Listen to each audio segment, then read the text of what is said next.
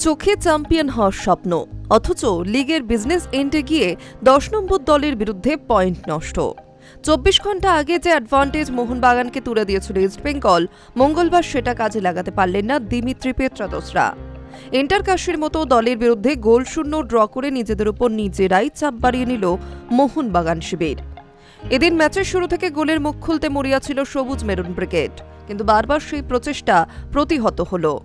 এদিন শুরু থেকে রক্ষণ শক্ত করে যেন তেন প্রকারণ মোহনবাগানকে আটকে দেওয়াটাই যেন তার একমাত্র লক্ষ্য ছিল। প্রথমার্ধে কিছুটা আক্রমণের চেষ্টা করলেও দ্বিতীয়ার্ধে এক প্রকার নিজেদের অর্ধেই গুটিসুটি মেরে পড়েছিলেন ইন্টারকাশির ফুটবলাররা। উদ্দেশ্য মহার্ঘ 1 পয়েন্ট। মোহনবাগান এদিন নেমেছিল ম্যাকলারেন, আপুইয়া, লিস্টনদের বাইরে রেখেই, ফলে ফাইনাল থার্ডে সেই বিষাক্ত পাস, পরিষ্কার গোলের সুযোগ কোনোটাই সেভাবে তৈরি হল না।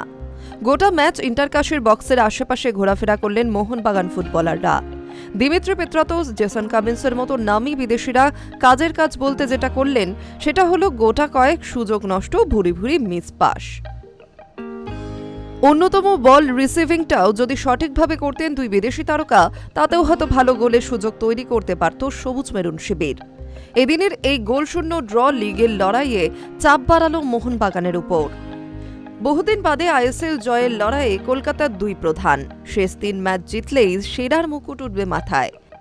এহেন সহজ সমীকরণ, অথচ সহজ কাজটাই করে উঠতে পারল না কেউই। 24 ঘন্টা আগে পাঞ্জাবের বিরুদ্ধে পয়েন্ট নষ্ট করে ইস্টবেঙ্গল। পাঞ্জাব এফসি ম্যাচ শেষ হতে ইস্টবেঙ্গলে ঢুকে পড়েছে ডার্বির আবহ। এই ডার্বির আবহে লাল হলুদ শিবিরের চাপ বাড়ালো সল ক্রেসপোর চোট। সোমবার ম্যাচের ঠিক আগেই পেশিতে টান ধরে বলে তিনি সরে দাঁড়িয়েছিলেন।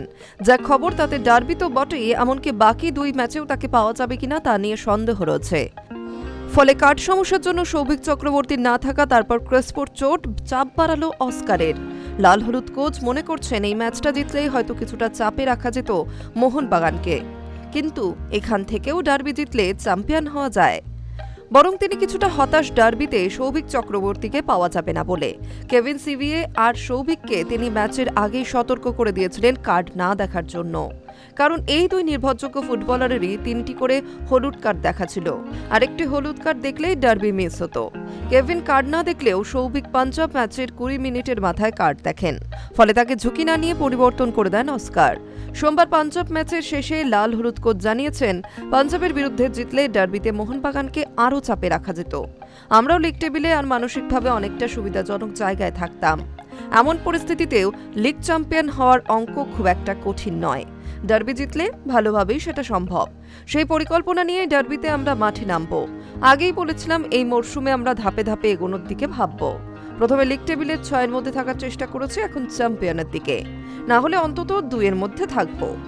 মোহনবাগানের পিছনে থেকে দ্বিতীয় স্থানে শেষ করতে পারলেও এএফসি খেলার জায়গা থাকতে পারি। আশা করি লক্ষ্য পূরণ হবে। এই মুহূর্তে ইস্টবেঙ্গল 11 ম্যাচ খেলে 22 পয়েন্ট সংগ্রহ করেছে।